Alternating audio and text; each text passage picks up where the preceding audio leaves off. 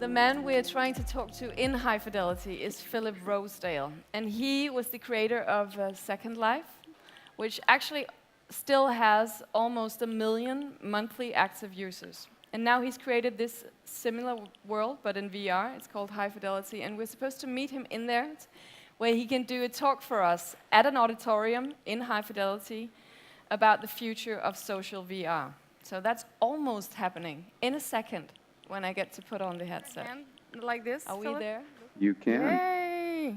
I just pressed something. Okay, hi, nice to meet you. Hi. Hi. Nice to meet you, Maria. What, this is an auditorium you've built for this talk? That's right. Okay, We wow. are standing in an auditorium space that we use to give talks in High Fidelity. We do all kinds of things here, theater. We bring people in for conversations about technology, and we often have a full audience of people that are also wearing the same VR equipment I am. Okay, and are there other people around here on this planet, or where are we? Say that again, Maria? Other people? Are there other people here at the auditorium or in High Fidelity at all? There's nobody here for us to talk to in this server this morning because this is just set up for this event, but there are people from all over the world using us on a couple of hundred servers. We're still in a very early phase. We haven't started launching High Fidelity officially, but there are people using it to build things like this space. Okay, and what do people use it for, as it is right now?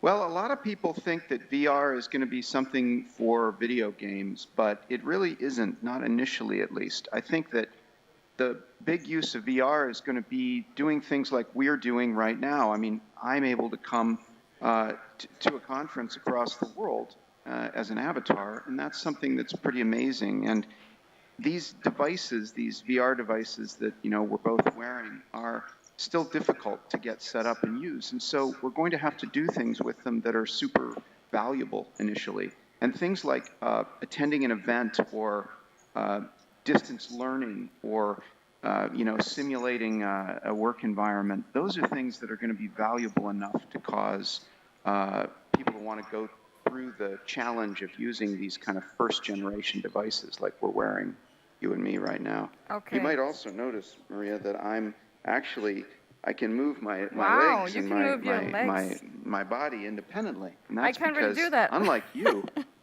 I'm wearing some special devices that we allow performers to put on, which allows you to track your whole body correctly. Pretty cool. I actually just have one arm moving, and the rest of my body is not really. But right now, You got to right now, on your I'm just controller gonna. on the left there. It's a little button underneath it. I'm gonna let you have the stage, Philip. I think I'm gonna teleport myself down here and find a seat, so I can sit here. Okay, I'm sitting now. Well, that's great. How do I look? You look great.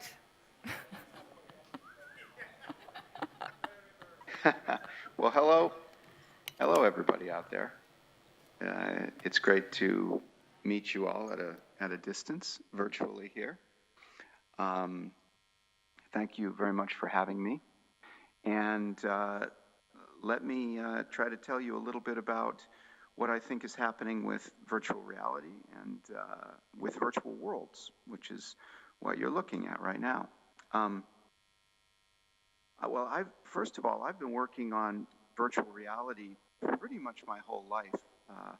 When I was in college, I studied physics, and before that, even as a kid, was really, really into computer programming. And,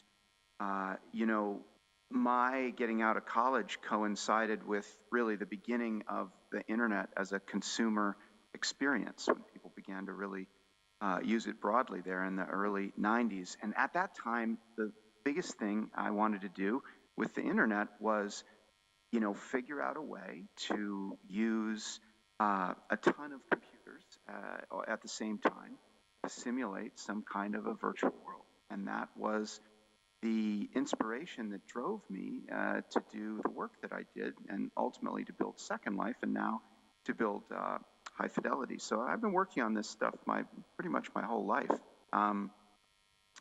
Now, given that, let me tell you all that I strongly believe that 10 years from now, we're going to see 1 billion or more people making daily use of VR, doing something similar to what I am doing with you, or I guess on one side of the screen right now. I think people are going to use VR for school. They're going to use it for work. They're certainly going to use it for entertainment, for play, in all kinds of different ways.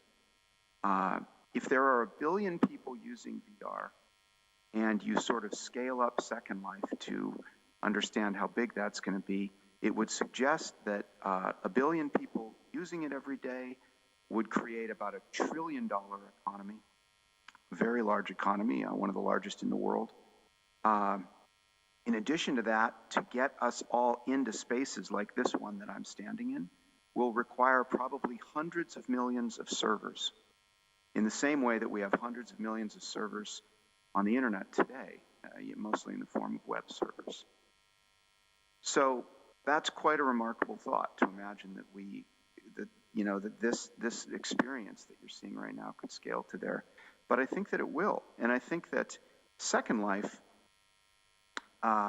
is a strong indication that that's actually going to happen. Second Life today is still, now, and this is people that are not using headsets like the one I'm wearing, not using VR yet. Second Life today is 1 million people using it, generating an annual economy of a size of about $700 million. So those are people doing all the things that I'm talking about, using it for school, using it to design and build and sell things to each other. In fact, the things people have been doing with Second Life, although it kind of left the media after a few years, the number of people using Second Life has stayed roughly the same over that entire time. So it's been quite an amazing phenomenon. So what are the first things we are going to do with VR as we start to use it broadly as a day-to-day experience? Well, the film Ready Player One, which came out just a couple weeks ago, it was a movie made about the book by Ernest Cline, a book which has been an inspiration for many of us working in VR today.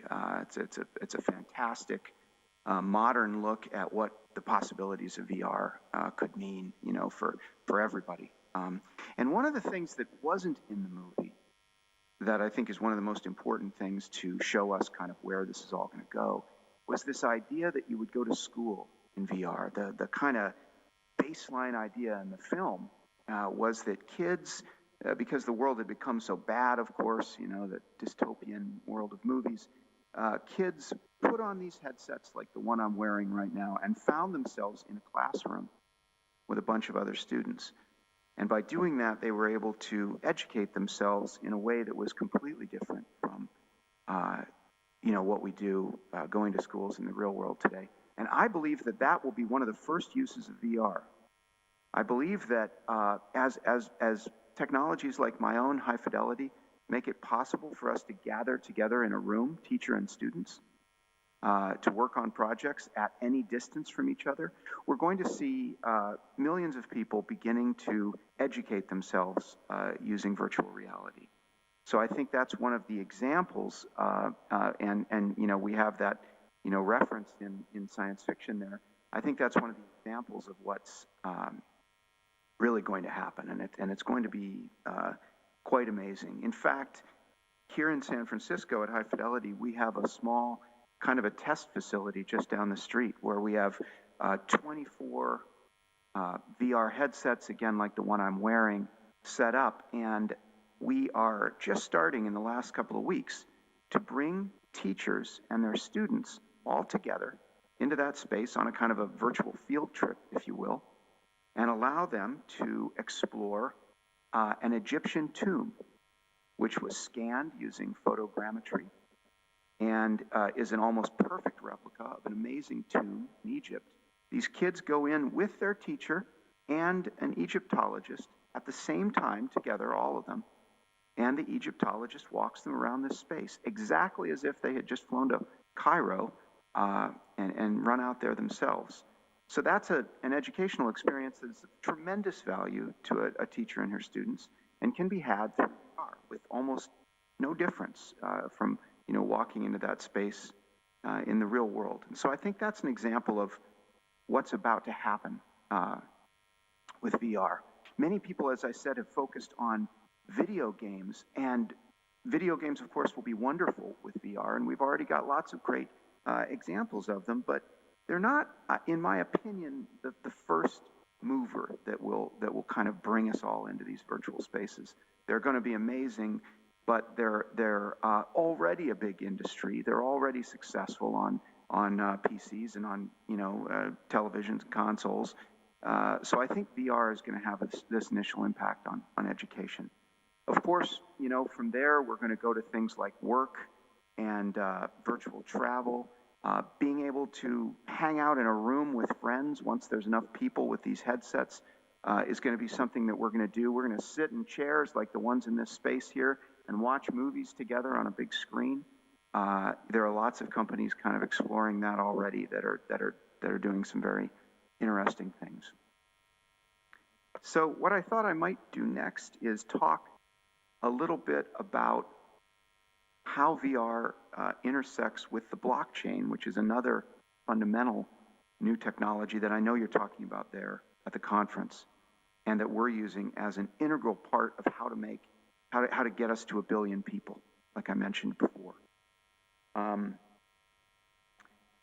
blockchain obviously is at its highest level a kind of a public database that we can collectively write information into and be very sure that it's never going to go away and it's never going to get changed. And obviously its use to store value in the form of money has been one of the first amazing things that's been done with it. But in VR, we kind of have a perfect application for the blockchain, because what we can do in VR, what we're doing in High Fidelity, and we're starting to partner with other companies to do this, is use the blockchain to store actually 3 different things. The first is money. The second is objects. This balloon that I'm holding right here is a balloon that I bought in our marketplace, but the balloon itself, the proof that I own it and that it exists, is actually stored on the blockchain. There's a certificate associated with this balloon that's actually written to the blockchain that we have built. And once it's written there, we can never change it. I can't, for example, sort of take this balloon back from someone once they've bought it. And if they want to sell it to somebody else, they can do that, and they don't even need to talk to me. They don't need to use our company at all. And that's the way it should be. Objects in the virtual world should be as real, need to be as real as objects in the real world, and they need to be managed with respect to, so that we can know who owns them, who they belong to, who owns the most, fancy shoes, or whether the chair that you're sitting in was officially bought from the company that it looks to be from. So this can be done on the blockchain. The third thing that can be done on the blockchain is identity. In the virtual world, and of course we've had a lot of discussion about identity, with projects like, with discussions like Facebook in the news over the last couple of weeks. In virtual reality, you are not going to want to have your real name over your head all the time. That's not the way it's going to work. Just like in the real world, if you visit somewhere like this and you've never been there before, you aren't going to want to advertise everything about who you are or where you work or whatever to all the people who are there, until you get to know them, until you shake hands, like Maria and I did when we first came in here. So information about your identity is going to be stored, needs to be stored on the blockchain as well. When you log into a virtual world, you need to log in with a kind of a digital passport. And there are many companies working on this today, not just VR, but again, VR is a kind of a perfect first application for this.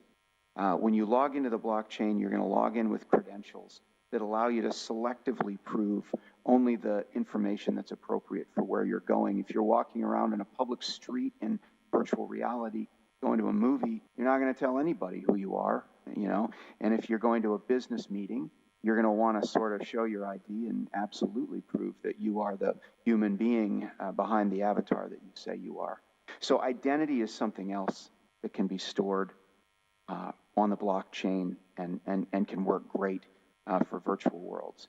And so we've been working on this stuff from the very beginning because we've tried to build an open system that can accommodate 1 billion people. And again, as part of that, we've had to use the blockchain. So it's been really interesting to be able to work at the intersection of these two technologies. Another thing I'll show you here, you know, quickly before we, I think, take some time for some questions, is we also have the ability to sell applications, add-ons to the virtual world that are also bought from a marketplace and stored on the blockchain. And I'll show you that. I've got a little app here that lets me sort of finger paint in space. And so I can tell everybody hello, like this, just painting with my hand. And that little message, you know, that sort of painting in space comes from an application that I was able to buy from our marketplace from someone who designed it and put it up there. And it lets me paint in space with my fingers. Of course, you can imagine there's a million other interesting things that you can do in a VR environment, you know, because we're not real. It's a completely digital space. So we can do all these things. We can imagine that the possibilities for art and for design are just unbelievable in this space. So maybe I could stop there, Maria. Of course, I can't quite hear all you guys, and ask if there are any questions or things we'd like to talk about.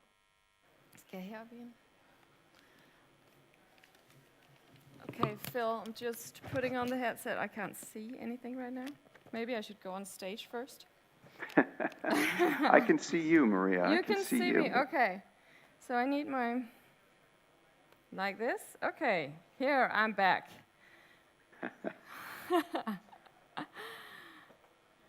Hello, thank you, Phil. It was really interesting. You couldn't hear us, but we were listening. Thank you for that. I have a few questions for you, because one of them is, how much importance do you think the avatars are? The creation of actually realistic avatars here in High Fidelity, how important is that? I think it's very important, particularly as we first start to use these worlds. We're going to be meeting a lot of people that we've never met before. The experience of VR is going to be a new one, and the initial people that are kind of colonizing the space are going to be new to each other. For that reason, we've designed High Fidelity with this idea of detail and capability in the avatar as a first priority. We're working with a few partners that actually allow you to walk into a booth and digitally scan yourself. My avatar is an example of an avatar that's kind of hand-drawn. It's an experiment in making a little bit less photorealistic person, but I have versions of myself that are indistinguishable in detail from the real me that were taken, you know, a year ago in one of these photo booths. And many of the people that I've interviewed on this stage have been people that we've scanned in the same way. So I do think that we're going to start with our real identities and a lot of detail in those identities, and then sort of progress to new forms of appearance and identity, rather than the way kind of started more with the fantastic and then, you know, maybe move toward the more realistic. But that's probably if you want to go into some sort of fantasy world, you don't want to be yourself. But and being in one of those fantasy worlds, do you think that down the line, when this virtual world becomes more realistic than it is quite realistic already, but even more, Are people going to find it, use it as an escape and don't want to go out to the actual physical world again? You know, I think the question of whether virtual worlds are escapist kind of depends on what you're doing in them. As I've often said about Second Life, the people using Second Life, the people sort of standing together in any typical space in Second Life, are people from all over the world, typically, 10 or 15 different countries, 3 different languages being spoken, The typical sort of bar or workplace in Second Life, and certainly in High Fidelity, is incredibly diverse and complex and has a huge range of people in it. Now, you could say that it's escapist to go and live in that world, but I actually think, in a sense, the virtual world presents us with kind of more challenge and more complexity in some ways than the real world. It's kind of, I don't know, the opposite of escapism in a sense. Now, that said, I think that people that are in a rural location, for example, and want to get access to an interesting community of friends are probably going to be some of the first people who are really going to make daily use of VR. So we can certainly expect that lots of people changing or escaping different aspects of their lives will probably choose virtual worlds, richly from the very beginning. But eventually, I think we're all going to be there, and I think that when we think about our day-to-day use of VR in a decade, we're not going to think of it as primarily escapist. We're going to think of it as the place we work or play. Work and play. Okay, thank you so much, Philip. I'm just going to ask the audience, can I take this off, Lucas, for a second? Please don't. Okay, I can't take it off, so I can. Where are you, audience? You're here? Okay. Do you have any questions? It's very quiet. How easy would it be for us to go somewhere else? Okay, so I'm just going to show you. I have this iPad, right? Yeah, so show everybody your tablet there, yeah. I have, tablet. That's it. And I can kind of choose different, now I just... Don't click on one yet. Don't click on one yet, but we could go somewhere together. We certainly could. Let's see here. There's a little place that's called VR TV that's actually a television studio that a gentleman has been building. I gave a tour of it yesterday. Okay. Can you see that in your little tablet? If you move your places there to the right a little bit, you might see one that says VR. This? You can kind of click and drag it just like it was a tablet. Point your little laser at. Yeah? This is, like this. You guys are getting an on-stage experience under the places list. And if you go a few to the right, you'll see one that says VR TV. I'm still looking for places. Sorry, Phil, I'm not that fast here. People go to... Oh, first go to go to. First click on go to. Okay. See that? Okay. Places, yeah. And what am I looking for? And then scroll that over a little bit until you see VR TV. How do I... Just click with your laser and point and pull the trigger. I can't and then really move it a little this bit. around. How do I do this? There you go. You use your finger. You know, one of the great things about VR is I can see your hands moving, so I sort of know how to. So you can see me actually not being able to do this. How do I scroll? Help me here. You kind of point the laser, and then you click down with the. Okay, here we go. Down here we go. and then Okay. Scroll, okay. Okay. And you'll see one that says VR TV. See if you can find that. There it is. It's there. Okay. I think... Boom. It worked. Can you hear me? Can you hear me? Where am I now? You got it. You got it. Phil? Hang on. You're almost there. Okay, great. So what we just did was we just jumped to a completely different place. Yeah, this looks very futuristic, I have to say. There we go. I'm right behind you. Where are you? Come on in here. You see me? Okay, so I can kind of teleport around like this. Where's Phil now? Here he is. Okay, here you are. You have fantastic bandwidth there in Copenhagen, so I'm not too worried. Now, see this robot walking up to us, Maria? Yeah, that's a robot. This is a robot Hi. Visitor. I mean, I think he's going to talk to us in a second. You'll see. It's pretty crazy. This is a TV studio. This project aims to bring together media producers around the I can't world really hear. Isn't? to disseminate Yeah, media he's a robot talking with a funny robot voice and telling us about this space. So that's why.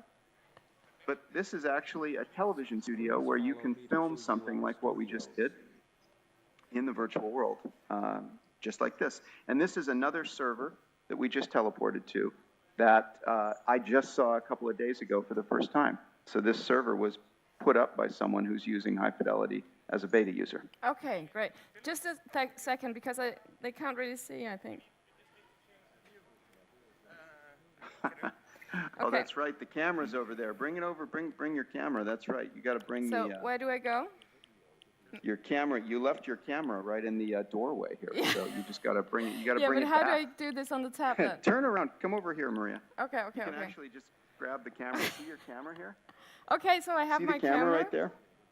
Grab. Where See is if you can Where grab is it there. Oh, it's here. Okay, I have the Boom. camera now.